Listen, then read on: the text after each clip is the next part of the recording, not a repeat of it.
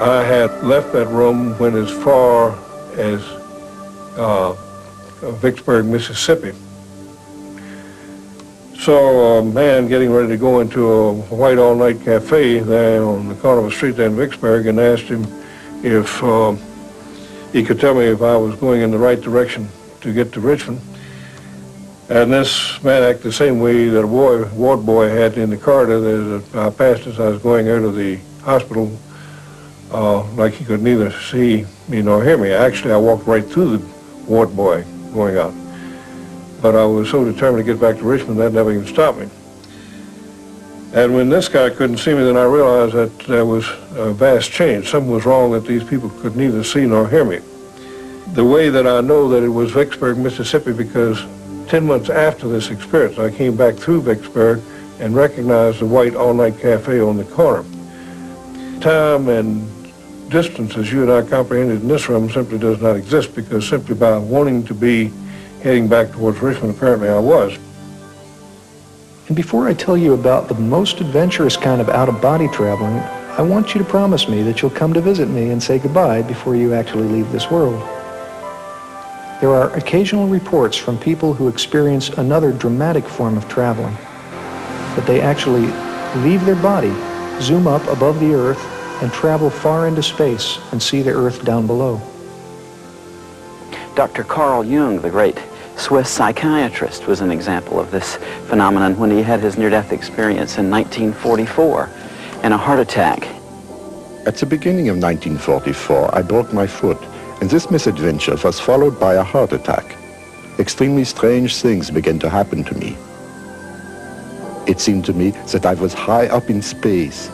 Far below, I saw the globe of the Earth bathed in a gloriously blue light. I saw the deep blue sea and the continents. I could see the snow-covered Himalayas. I knew that I was at the point of departing from the Earth.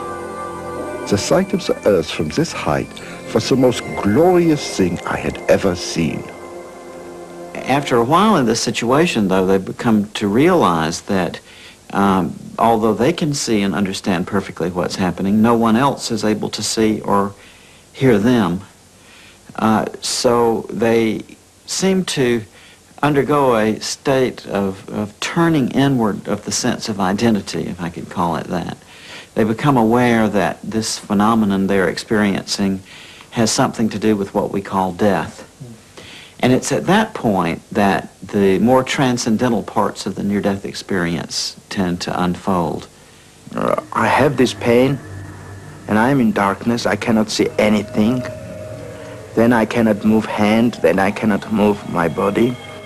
And then I understood that I have not them, but I am. And it scared me. Fear, unknown. Why are all people afraid of darkness? Because they don't know what is in darkness. The fear of darkness is because of unknown. Ununderstandable makes you to be afraid of something.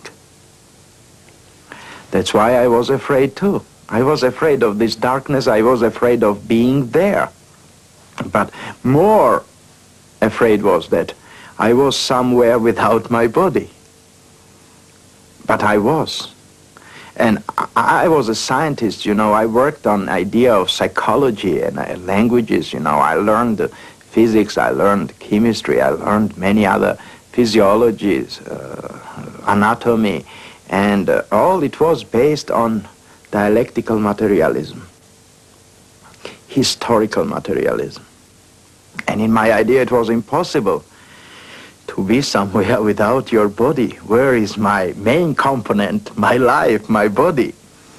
You know, I was scared to death, but I was already dead. And that was the amazing feeling, to understand that you are, but you are not, if you think you are. If I think, I thought, I am. But if I am, and if I think, why cannot I think positively what's happening around me? And I began to think about light. I saw light outside of darkness. And it shocked me. But first feeling which I had was to come to that light. The first thought which came to me was to go into this light. And I had that movement. They describe to us how they seem to be drawn into an enclosure of some sort. They often call it a tunnel. And they go through this tunnel quite rapidly, and they come out on the other side into an incredibly brilliant and warm and loving light. Don't know exactly how I entered the tunnel, or just at what point, but it was when the guides had asked me, and I said yes, and I feel myself going in an upward motion. The tunnel is not too big, just seemed for one person to go one at a time. It doesn't touch you, or I didn't reach out and touch the walls, but it's black, and I feel myself going up and looking at light, bright light at the end of the tunnel. And the next, as I'm going along, I see the gray area, but I did not stop to go in and see just what was going on. I went on to come out into this beautiful pasture valley land, flowers, bright, beautiful light, brilliant color. Nothing here is like it at all. The next thing I remember is I heard a set of chimes. And as I looked at an angle, probably 35 or 40 degrees, I could see a tunnel. The tunnel was like a spiral, like it was moving whether I was moving or not. Then I began to whisk down it, and I could hear these chimes. But I was in utter peace and utter tranquility. And it was such a stark, dramatic difference between the way that body was and what was happening to that body and this place I was, this utter peace. As I moved closer to the light, I was kept being surrounded and filled with this love of like, I can't describe it except when you haven't seen your parents in a long time. If you've been away from your family, and when you first see your mom and your dad, that feeling when you're a small kid, that feeling that you get. I knew I was safe, I knew everything was peaceful, and I knew it was right. As I came into the tunnel, came through the tunnel, I came into a place much like walking out of a dark room into a bright room, as if my eyes were trying to adjust to this brilliant light. The contrast between the brilliant light of the lightning bolt and the brilliant light that was in the tunnel was another thing that was quite dramatic. Because this light was so brilliant and so bright, it passed through me, it permeated me. It and I became one. For years now, we've been using the expression of seeing the light at the end of the tunnel. And I wonder whether it was started, perhaps, by people who had near-death experiences many years ago. In fact, I've been shown some paintings of just this scene that were done several hundred years ago. In the 15th century, the Dutch painter Hieronymus Bosch even painted this theme in his painting Ascent of the Blessed. In the foreground and the bottom of the painting, we see people who are dying, and as they are dying, they're surrounded by spiritual beings who attempt to turn their attention upwards. Above them, there's a tunnel which goes off into the distance, and at the end of the tunnel is a very bright light. As these people go through the tunnel, they kneel reverently into the light. So we know then that these experiences have existed among human beings from time immemorial. In this light, they often tell us that they see relatives or friends of theirs who have already died, who seem to be there to meet them and to greet them and to help them through this transition. Particularly very great thing happened with me. It was that I saw my parents, my real parents, and I understood that they were killed. And they were killed by KGB in Moscow, and I was happy of this. It sounds very ridiculous, but you know, I was happy because I was thought that I was abandoned by them. And I'd lost a girlfriend in the polio epidemic in the 30s. I think it was 38, but I'm not positive of that date. And she assured me that everything was fine and she was happy. And I also saw my grandparents coming to meet me. I had never known my grandfathers. They had both passed away before I was born. But I did know my grandmothers and my mother also. And as I'm there, this baby appears to me. And he says, "Hi, I'm your brother." And I said, "I don't have a brother. And we don't talk as I'm talking to you." There was no way of misunderstanding. It was more like it was mental telepathy. And he shows himself to me as a small infant, dressed in a cap and a little long dress with a knitted sack over it, booties and socks, and tells me to look me over now and remember how I look this way. And you can tell our Father when you get back, and he'll tell you it happened. And when I was able to talk to him, my dad said, "Well, I don't know how you knew that, because nobody but your mother and the doctor and I knew about these things." So it gives me hope to know that whatever happens, we'll be seeing each other again one day, as we're greeted by those loved ones, family and friends who have already died. All these greeters seem to be encouraging us to come into the presence of that light, and are letting us know that everything is going to be okay. The being of light that these patients often describe encountering is plainly a personal being. They say that they are in the presence of a being of complete love, who accepts them and loves them totally, and who has a wonderful personality, is very knowledgeable about them, very wise, very helpful, also has a wonderful sense of humor. This is the most wonderful part of it. This is a warm, loving light. It's the most masculine, but it also has overtones of mother love, sisterly love. This just pulsates around. He has totally accepted me and forgiven me for everything I've ever done, but can I forgive myself for some of these selfish things I have done? She took on all the pain and all the suffering with total understanding of what had brought me to that point. And it was like we were intertwined, and that everything that I felt, she felt too.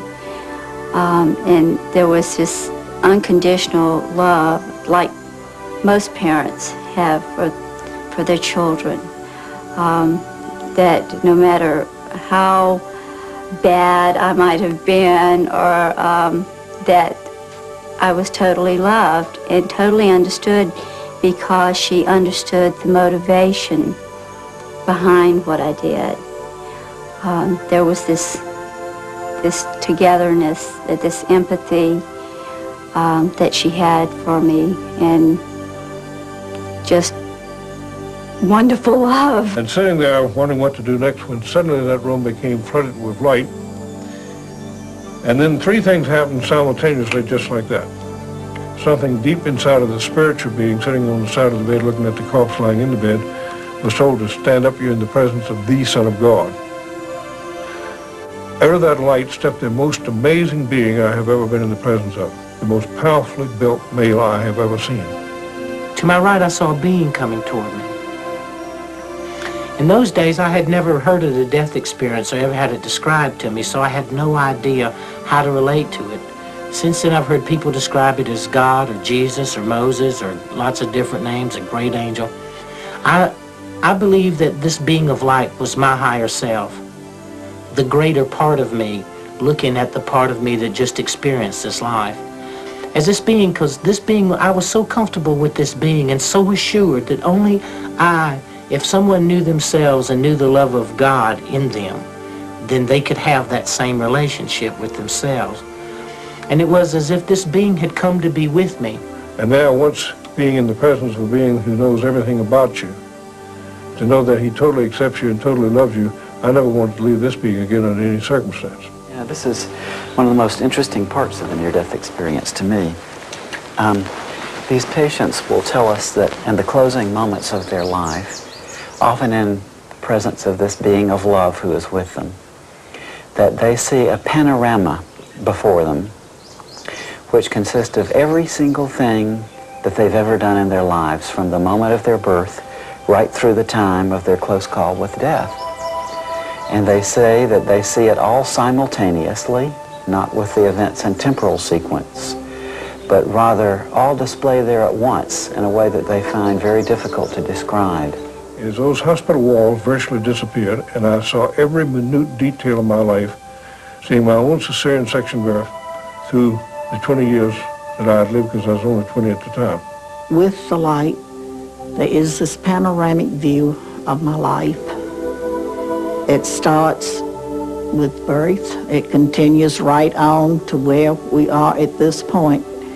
All at the same time, I am part of the view as well as watching it. I am actually doing these things. I guess it's a speeded up version of a camera that just runs double time or something.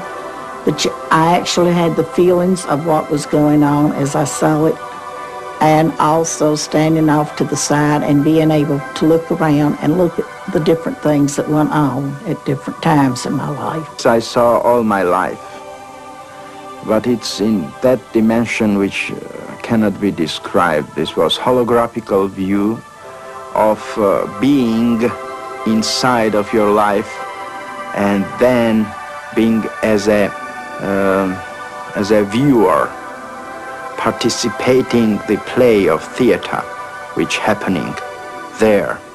But it is you, and you know that you are this.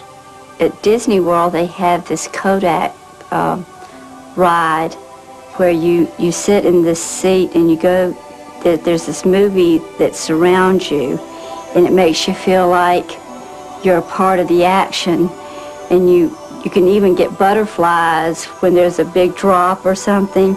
So it was around me in a form to where it was like I was participating,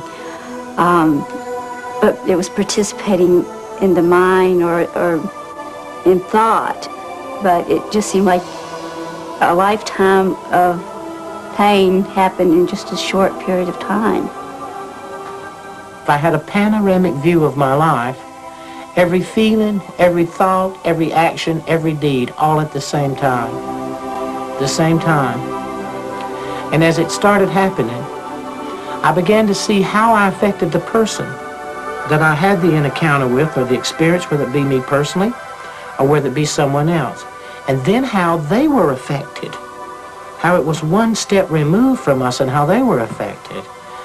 And believe me, there is nothing hidden in your life. If you imagine this panorama of your life as like a still pond, and each action in your life is like a pebble which you flip into that pond. At the point where that pebble impacts on the surface, you see ripples going out. Right.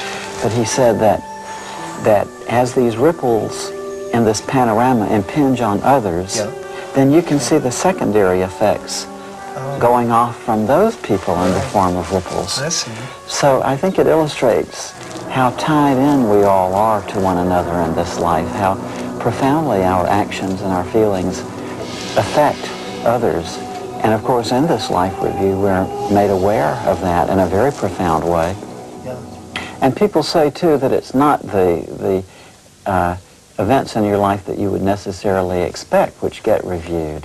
It's not the big accomplishments, but rather the simple acts of kindness, often things that you would even have forgotten. You will see the things that you did out of your heart, helping an old woman, picking a kid up, helping someone, an action that you take, uncalculated, unthought, just out of goodness of your heart. These things herald through the universe, not your great accomplishments, not what you achieve or what you think has value. The little things have value. And what I had always thought was important and nice things I had done, they didn't even count for anything. It's the little unknown things that you do for one another. And love there is always helping to give others love and helping hand along the way, and at the same time you're benefiting because you're receiving also. And the question was, what have you done with your life to show me? Well, I'm looking around this panoramic view, and I'm hoping that you'll notice some good things, and of course I'm trying to pick the best thing, and hopefully you won't see some rather embarrassing things that happened to me as a teenager. And I thought, well, I was an Eagle Scout. Immediately came back, that glorified you. Again, the answer the second time, what have you done with your life? But this time the emphasis was on to show me. But I understood what he was saying. He was asking me, had I learned to love my fellow human beings the way that he totally accepted and loved me? And when you look at it from a place to review and to be critical of yourself, not to be judged, to be condemned. There is no condemnation in it. There is none. There is nothing but, hey, look at yourself. Look who you really are. And look what you've done. And then give it a value in the eyes of God. The death experience gives you a value of what that love is, that you are so deeply loved and that you yourself so deeply love. You begin to sense a part of yourself greater and far more magnificent than you ever give yourself credit for. Frequently, too, people tell us that this being is also interested in the knowledge that they've acquired in this life.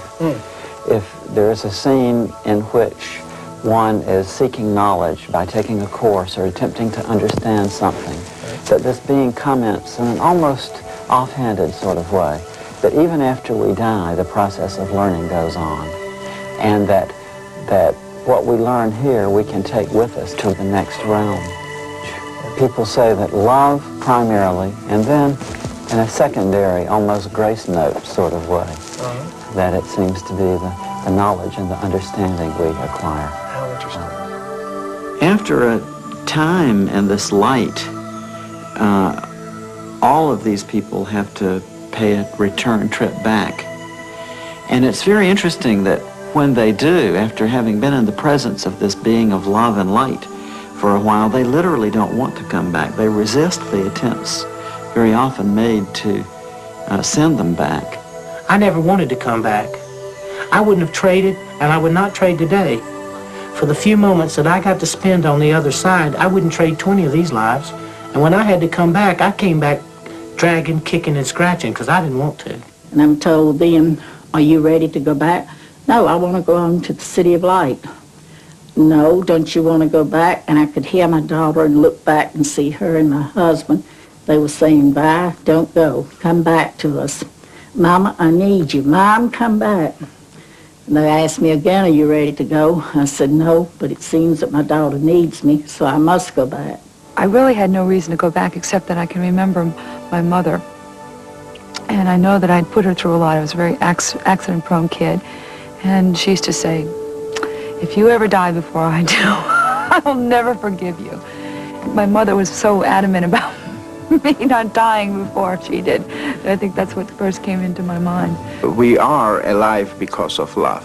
And this was what brought me back, which, to be honest, I didn't want to come back, but this love brought me back. Love of that people who wanted me back. Other times they say that they're given a choice, that they're told that they can either go on with the experience that they're having then, or else they can return to the life they've been leading. She said, you can stay here, or you can or go back. If you stay, you're going to have to go through everything that brought you to this point. And at the same time, I was seeing the things that had brought me to that point, the things in my life that were painful. There were other things, but somehow the things that had been painful were the things that made the biggest impact. And I knew that I didn't want to go through that again. So there is no way to escape that if you try to kill yourself and you succeed, somehow you're going to have to go back and live the life from the beginning and go through everything that was painful in your life, and then have to go from the point where you killed yourself also. So you're not escaping. And people will say to me, they say, well, Daniel. And people will say to me, they say, well, Daniel, what about hell? I'll say, well, they didn't bring it up, and I darn sure didn't. Because maybe they might have checked and said, hey, Daniel, you're on this wrong list, you're supposed to be somewhere else. They also want to know about hell. Is it a fiery, burning place? Well, what I found to be hell was separation from God. This is a total hell. Darkness, where I was first. This is the same as somebody told you, the separation from light, from love, from God, from infinity. Of course, this is hell. That's why suicide was condemned by all religions. That's why they are telling that you will go to hell. It means you will go to nowhere. And nowhere does not exist. It means you will go somewhere on opposite than goodness.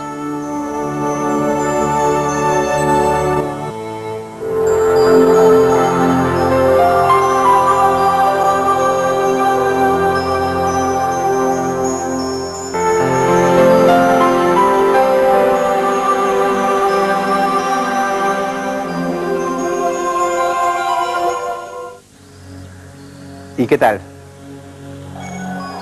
No les había mentido al principio cuando les dije que era realmente impresionante y apasionante, tal como acaban de comprobarlo ustedes. Saben que la palabra misterio nos llega a nosotros del griego y quiere decir cerrado. Pero a veces, con elementos que tiene el ser humano, esa cosa cerrada que significa el misterio puede llegar a abrirse aunque sea un poquitito. En este caso, el misterio que acabamos de comprobar a través de los testimonios que vimos y oímos ha abierto una puerta importantísima, la de la esperanza. Una de las mejores puertas que pueden ser abiertas en la vida de los seres humanos. Pero hay otros casos, hay otros misterios, hay otros enigmas que vamos a tratar, Dios mediante, también de esta misma manera. Más adelante. Ustedes no se imaginan todo lo que tenemos por delante. Ojalá les haya gustado y por sobre todo, ojalá les haya servido. Hasta pronto.